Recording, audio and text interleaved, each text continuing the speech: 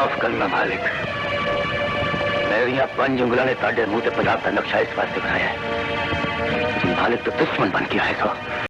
अस्सलाम वालेकुम जी, तुसी वेख रहे हो जफर भाई ऑफिशियल चैनल और मैं अज का किस्सा अज की कहानी लैके फिर एक दफ़ा हाजिर खिदमत।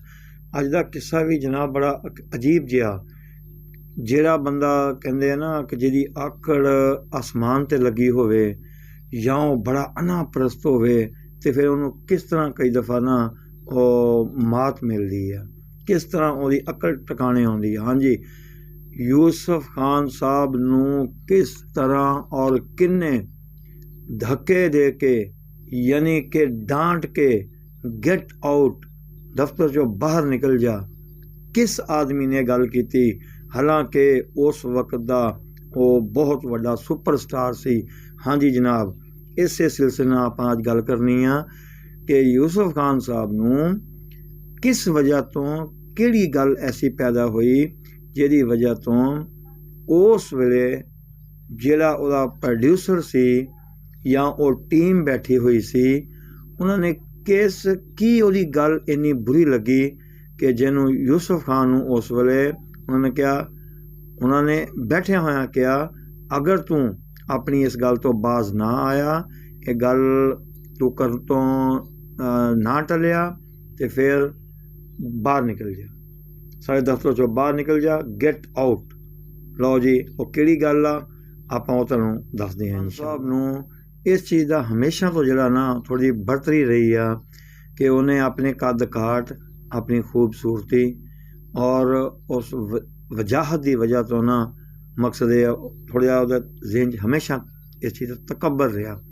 और जिस तरह कहते हैं ना कि जदों खूबसूरती आती है ना तो फिर ये जी तकबर, ये जड़ा थोड़ा जिहा मान ये आ ही जाता, ये फितरी गल आ, कोई कला यूसुफ खान साहब नाल नहीं है, ये हर बंदे नाल इस तरह हुंदा।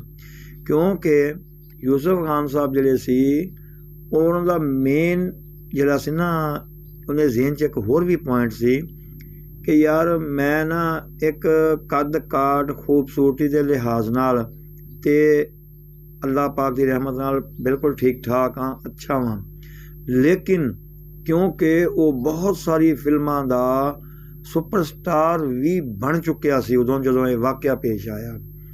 और क्योंकि सुपरस्टार होने के नाते भी एक मान सी और एक खूबसूरती और हर लिहाज नाल कद काट के लिहाज नाल चेहरे के लिहाज नाल वो भी एक मान सी। ते वो उस बेस ते शायद उस आदमी ने खान ने उस वेले ये गल करती कि जिहड़ा ना लोगों नूं बिल्कुल ना गुआर गुजरी और लोगों ने इनू एक्सैप्ट नहीं किया। जिस तरह के उस वेले जिहड़े राइटर बैठे सी, प्रोड्यूसर बैठे सी, जिहड़े उहदे दोस्त अहबाब उस फिल्म के नाल जिन्हां दा तल्लक सी, वो तुहानूं दसांगे कि वो फिल्म भी किहड़ी सी। क्योंकि ये जिहड़ी मौला जट बनी सी ना, मौला जट तो पहले जिहड़ी सी फिल्म यूसुफ खान साहब की जिहड़ी फिल्म सी जबरू, ठीक है जी, तहरीक आज़ादी की फिल्म तो बड़ी आला हो। तो वैसे बजाते खुद यूसुफ खान साहब भी एक अच्छा आदमी है, माप का चेयरमैन भी रहा 35-40 साल। लो जी, मौला जट तो पहले जी फिल्म सी ना जबरू, वो हिट हो चुकी सी, सुपर हिट हो चुकी सी। तो उस तो बाद का वाकया हुण जी फिल्म पहले भी हिट सी और जी उस तो पिछे जी फिल्म बन रही सी, उस तो पिछे जी बैक ते फिल्म बन रही सी वो भी बहुत सुपर हिट हुई, जिवें कि मैं दस्या जबरू। तो वह भी मान एक ज़हन सी, वो भी एक वो कहते ना कि थोड़ा बंदे के ज़हन च आ ही जाती है ना। तो फिर ये वाकया पेश आया और वाकया किस गल तो आया, डिसिप्लिन की थोड़ी जी खिलाफ वर्जी तो। जिस आदमी ने ये लफज बोले मैं तुहानूं उन्हां दा नाम भी दसांगा और चंद फिल्मां दे वो खालक कह सकते हैं, प्रोड्यूसर कह सकते हैं, पर जिन्ना काम किया ना उन्होंने किया आला यार। उन्होंने जी सी ना सोच करैक्टरां दे मामले च वो कमाल ही हुंदी सी। ਉਹਦੇ ਬਾਰੇ ਤੁਹਾਨੂੰ थोड़ी वजाहत करके ना फिर आप अगे चलना। लो जी, वो जिहड़े प्रोड्यूसर सी ना, बड़े नामवर प्रोड्यूसर आ, ਔਰ ਮੌਲਾ ਜੱਟ ਫਿਲਮ ਦੇ ਪ੍ਰੋਡਿਊਸਰ ਜਨਾਬ ਸਰਵਰ ਭੱਟੀ ਸਾਹਿਬ, ਠੀਕ ਆ ਜੀ। ਔਰ ਸਰਵਰ ਭੱਟੀ ਸਾਹਿਬ ਜਿਹੜੇ ਸੀ ਨਾ, ਉਹਨਾਂ ਦੀ ਇੱਕ ਜ਼ਿਹਨੀ ਤਖਲੀਕ ਵੀ ਹੁੰਦੀ ਸੀ ਕਿਰਦਾਰਾਂ ਦੇ ਮਾਮਲੇ 'ਚ, ਜਿਹੜਾ ਕਿ ਉਹਨਾਂ ਨੇ ਅਕਸਰ ਔਕਾਤ ਦੱਸਿਆ ਕਿ ਮੌਲਾ ਜੱਟ ਦੇ ਜਿਹੜੇ ਕਿਰਦਾਰ ਸੀ ਸਟੋਰੀ 'ਚ ਇਵੇਂ ਨਹੀਂ ਸੀ ਲਿਖੇ ਹੋਏ ਕਿ ਉਹਨਾਂ ਕਿਰਦਾਰਾਂ ਨੂੰ ਮੈਂ ਆਪਣੇ ਤਰੀਕੇ ਨਾਲ ਢਾਲਿਆ, ਠੀਕ ਹੈ ਜੀ। ਸਰਵਰ ਭੱਟੀ ਸਾਹਿਬ ਜਿਹੜੇ ਸੀ ਨਾ, ਉਹ ਇੱਕ ਫਿਲਮ ਬਣਾ ਰਹੇ ਸੀ ਜਿਹਦਾ ਨਾਮ ਸੀ ਮਿਰਜ਼ਾ ਜੱਟ, ਠੀਕ ਹੈ ਜੀ। ਹੁਣ ਮਿਰਜ਼ਾ ਜੱਟ ਵਾਸਤੇ ਉਹਨਾਂ ਨੇ ਉਸ ਦੌਰ ਵਿੱਚ ਨਾ, ਉਹਨਾਂ ਦੀ ਜਿਹੜੀ ਸੀ ਨਾ, ਜਿਵੇਂ ਕਹਿੰਦੇ ਇੱਕ ਉਹਨੇ ਲੜਕੀ ਨੂੰ ਮੁਤਾਰਫ ਕਰਵਾਇਆ, ਉਹ ਲੜਕੀ ਬਾਅਦ ਵਿੱਚ ਤਾਂ ਖੈਰ ਬੜਾ ਨਾਮ ਰਿਹਾ ਉਹਦਾ, ਔਰ ਫਿਰ ਇੱਕ ਬਹੁਤ ਵੱਡੇ ਗੁਲੂਕਾਰ ਜਿਹੜਾ ਸ਼ਾਇਦ ਉਹਦੀ ਉਹ ਬੀਵੀ ਵੀ ਰਹੀ ਆ, ਮਕਸਦ ਇਹ ਆ, ਔਰ ਸ਼ਾਇਦ ਹੁਣ ਵੀ ਹੈ ਕਿਉਂਕਿ ਮੈਨੂੰ ਇੰਨੀ ਮਾਲੂਮਾਤ ਨਹੀਂ ਹੈ। ਬਾਜ਼ਗਾ, ਠੀਕ ਹੈ ਜੀ। ਬਾਜ਼ਗਾ ਜਿਹੜੀ ਸੀ ਨਾ, ਉਦੋਂ ਬਿਲਕੁਲ ਕਹਿੰਦੇ ਨੌਜਵਾਨ ਸੀ, ਯੰਗ ਸੀ, ਕਿਸੇ ਹੋਸਟਲ 'ਚ ਰਹਿ ਰਹੀ ਸੀ ਜਾਂ ਪੜ੍ਹਦੀ ਸੀ ਕਿਸੇ ਕਾਲਜ 'ਚ। ਉਹਨਾਂ ਦੀ ਕਮਿਟਮੈਂਟ ਹੋਈ ਸਰਵਰ ਭੱਟੀ ਸਾਹਿਬ ਨਾਲ ਕਿ ਠੀਕ ਹੈ ਜੀ, ਮੈਂ ਫਿਲਮ ਇਸ ਹਿਸਾਬ ਨਾਲ ਕੰਮ ਕਰਾਂਗੀ ਕਿ ਮੈਨੂੰ ਤੁਸੀਂ 7 ਵਜੇ ਤੋਂ ਪਹਿਲੇ ਜਿਹੜਾ ਨਾ, ਉਹ ਹੋਸਟਲ ਲਾਜ਼ਮੀ ਛੋੜ ਕੇ ਆਇਆ ਕਰੋਗੇ। ਕਿਉਂ? ਅਗਰ 7 ਤੋਂ ਬਾਅਦ ਹੋਸਟਲ ਬੰਦ ਹੋ ਗਿਆ ਤੇ ਫਿਰ ਸਮਝ ਲਵੋ ਕਿ ਮੈਨੂੰ ਦਰ ਬਦਰ ਕਿਤੇ ਇੱਧਰ ਉੱਧਰ ਰਹਿਣਾ ਪਏਗਾ, ਮੇਰੇ ਵਾਸਤੇ ਬਹੁਤ ਦਿੱਕਤ ਪੇਸ਼ ਆਏਗੀ। ਕਮਿਟਮੈਂਟ ਹੋ ਗਈ। ਭੱਟੀ ਸਾਹਿਬ ਨੇ ਵੀ ਇਹ ਸੋਚਿਆ ਕਿ ਯਾਰ ਇਹ ਅੱਛੀ ਨਹੀਂ ਹੈਗੀ ਕਿ ਅਸੀਂ ਕੰਮ ਲੈਣ ਤੋਂ ਬਾਅਦ ਜਾਂ ਕੰਮ ਕਰਨ ਤੋਂ ਬਾਅਦ ਐਵੇਂ ਛੋੜ ਦਈਏ ਕਿ ਜਾਓ ਜੀ ਜਿੱਥੇ ਮਰਜ਼ੀ ਰਹੋ। ਹੁਣ ਇਸਾ ਨਹੀਂ ਹੁੰਦਾ, ਇਹ ਇਨਸਾਨੀਅਤ ਦੀ ਵੀ ਖਿਲਾਫ ਵਰਜ਼ੀ ਹੈ, ਤੋਹੀਨ ਆ। ਲਓ ਜੀ, ਉਹ ਬਾਜ਼ਗਾ ਜਿਹੜੀ ਸੀ ਨਾ, ਉਹਨਾਂ ਉਸ ਵੇਲੇ ਸੈੱਟ 'ਤੇ ਮੌਜੂਦ ਸੀ ਅਤੇ ਉਹ ਸੈੱਟ 'ਤੇ ਹੋਣ ਦੇ ਨਾਤੇ ਜਦੋਂ ਭੱਟੀ ਸਾਹਿਬ ਦਾ ਵੇਖਿਆ ਵੀ ਟਾਈਮ ਦੇਖਿਆ, ਉਹਦਾ ਰੋਲ ਸ਼ੋਲ ਜਿਹੜਾ ਸੀ ਨਾ ਉਹ ਕੁਛ ਹੋ ਗਿਆ ਹੋਏਗਾ। ਇਹ ਤਾਂ ਉਹਨਾਂ ਦੀ ਕਮਿਟਮੈਂਟ ਸੀ ਨਾ ਉਹਨਾਂ ਨਾਲ, ਇਹ ਬਾਕੀ ਐਕਟਰਾਂ ਨੂੰ ਉਹਨਾਂ ਨਾਲ ਕੋਈ ਤਾਲੁਕ ਨਹੀਂ ਸੀ ਹੈਗਾ। ਹੁਣ ਯੂਸਫ ਖਾਨ ਸਾਹਿਬ ਵੀ ਬੈਠੇ ਹੋਏ ਨੇ, ਪ੍ਰੋਡਿਊਸਰ ਸਾਰੇ ਬੈਠੇ ਹੋਏ ਆ, ਰਾਈਟਰ ਬੈਠੇ ਹੋਏ ਆ, ਅਤੇ ਉਹ ਟਾਈਮ ਹੋ ਗਿਆ, ਉਹਨੇ ਕਿਹਾ ਜੀ ਭੱਟੀ ਸਾਹਿਬ ਮੈਨੂੰ ਤੋਂ ਛਡਵਾਓ ਜਾਂ ਛੱਡੋ। ਹੁਣ ਉਹਨੇ 2-3 ਦਫਾ ਕਿਹਾ ਨਾ, ਅਤੇ ਉੱਥੋਂ ਕਹਿੰਦੇ ਆ ਕਿ ਯੂਸਫ ਖਾਨ ਸਾਹਿਬ ਨੂੰ ਜਨਾਬ ਇਸ ਗੱਲ ਦਾ ਗੁੱਸਾ ਆ ਗਿਆ, ਅਤੇ ਗੁੱਸਾ ਕਰਦਿਆਂ ਹੋਇਆਂ ਉਹਨੇ ਫਿਰ ਕੀ ਬੋਲਿਆ, ਕੀ ਡਾਇਲਾਗ ਬੋਲੇ, ਆਹ ਸੁਣੋ।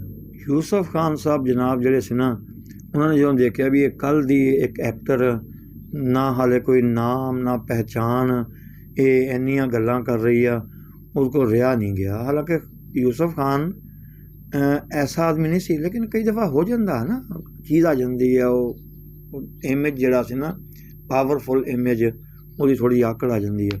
ਲਓ ਜੀ, ਇਹ ਕਿਹੜੀ ਗੱਲ ਹੈਗੀ ਆ, ਅੱਜ ਕੱਲ੍ਹ ਦੇ ਨਵੇਂ ਅਦਾਕਾਰ ਉੱਠ ਕੇ ਆਪਣੀਆਂ ਮਰਜ਼ੀਆਂ ਕਰ ਰਹੇ ਆ, ਇਹੋ ਜਿਹੀਆਂ ਗੱਲਾਂ ਕਰ ਰਹੇ ਆ, ਇਹ ਕੋਈ ਬਹੁਤ ਵੱਡੀ ਅਦਾਕਾਰਾ ਵਾ, ਇਹ ਕੋਈ ਬਹੁਤ ਵੱਡਾ ਕੰਮ ਕਰਨ ਵਾਲੀ ਆ, ਇਹ ਹੋ ਗਿਆ ਫਲਾਣ ਹੋ ਗਿਆ।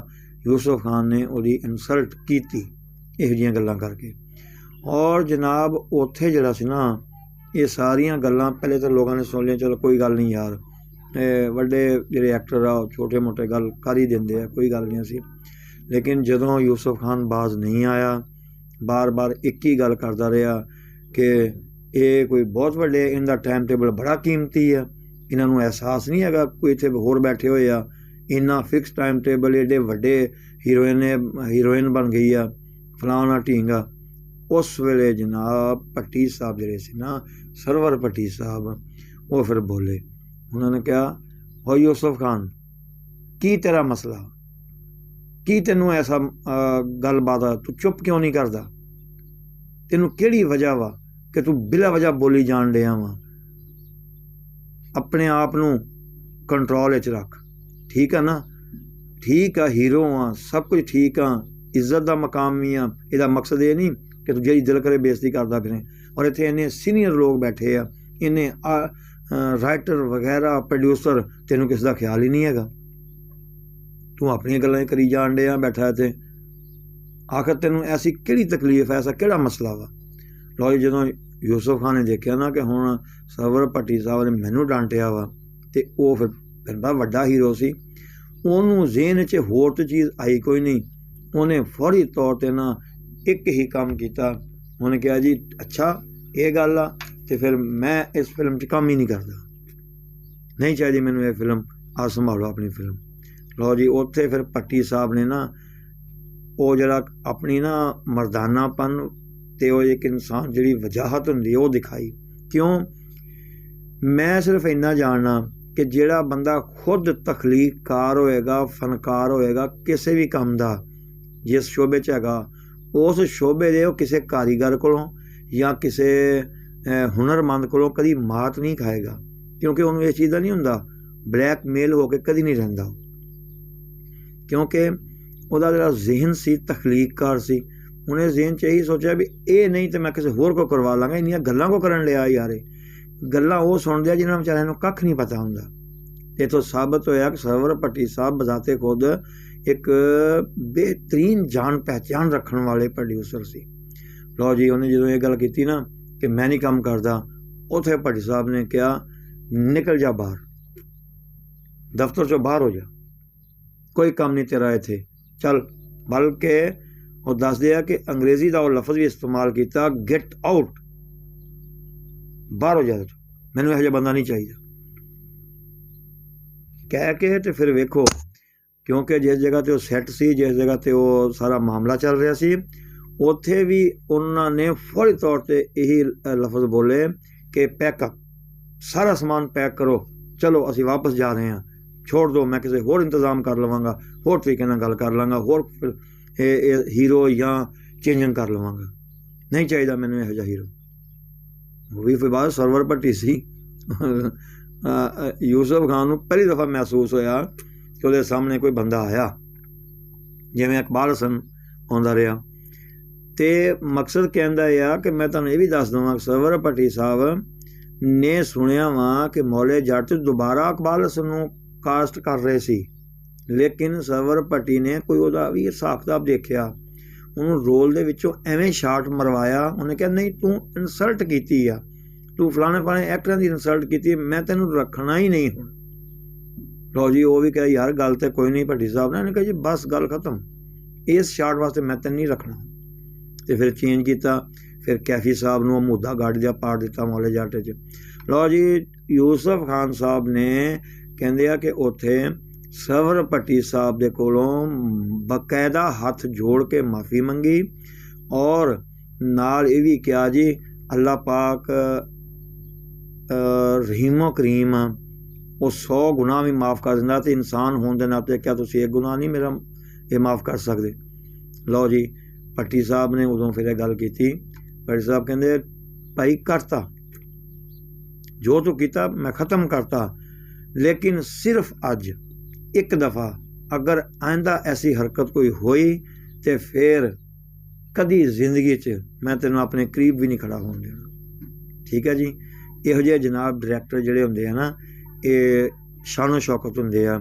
ਚਾਨਵਰ ਆਮ ਵੀ ਇਹਨਾਂ ਦੀ ਆ, ਜਿਹੜੀ ਆਪਣਾ ਕੀ ਉਹਦਾ ਨਾਮ ਆ, ਮੌਲਾ ਜੱਟ ਵਰਗੀ 5-6 ਫਿਲਮਾਂ। ਜ਼ੁਲਮ ਦਾ ਬਦਲਾ ਮੇਰੇ ਖਿਆਲ ਇਹਦੇ 'ਚ ਕੋਈ ਹੈ ਇਹਦਾ ਇੰਟਰਸਟ। ਅਤੇ ਵੈਸੇ ਵੀ ਉਨੈਲ ਸੈਨ ਭੱਟੀ ਅਤੇ ਕੈਫੀ ਭੱਟੀ ਔਰ ਸਰਵਰ ਭੱਟੀ ਸਾਹਿਬ ਇਹ ਕੋਈ ਕਰੀਬੀ ਲੱਗ ਰਹੇ ਆ ਮੈਨੂੰ। ਮਕਸਦ ਇਹ ਆ, ਅਤੇ ਇਹ ਬਾਨੀ ਲੋਕ ਆ ਭਾਈ, ਇਹਨਾਂ ਨੇ ਬੜਾ ਕੰਮ ਕੀਤਾ। ਅਤੇ ਸਰਵਰ ਭੱਟੀ ਸਾਹਿਬ ਤੁਹਾਨੂੰ ਪਤਾ ਹੀ ਆ, ਇੰਤਕਾਲ ਕਰ ਗਏ ਆ। ਕਿਸ ਟਾਈਮ ਉਹਦੇ ਵੀ 'ਤੇ ਵੀਡੀਓ ਬਣਾਵਾਂਗੇ ਇਨਸ਼ਾਅੱਲਾ। ਲਿਓ ਜੀ, ਮੇਰਾ ਚੈਨਲ ਲਾਇਕ, ਸਬਸਕ੍ਰਾਈਬ, ਸ਼ੇਅਰ ਲਾਜ਼ਮੀ ਕਰਿਆ ਕਰੋ, ਤਾਂ ਕਿ ਜਿਹੜੀ ਨਾ ਇਹ ਦਿਲ ਲੱਗੀ ਚੱਲਦੀ ਰਹੇ। ਇਨਸ਼ਾਅੱਲਾ ਕਿਸੇ ਨਵੇਂ ਵਾਕਿਆ ਨਾਲ, ਨਵੇਂ ਮੌਕੇ 'ਤੇ ਫਿਰ ਕਹਾਣੀ ਲੈ ਕੇ ਆਵਾਂਗੇ। ਉਨੀ ਦੇਰ ਤੱਕ ਅਸਲਾਮ ਵਾਲੇਕੁਮ।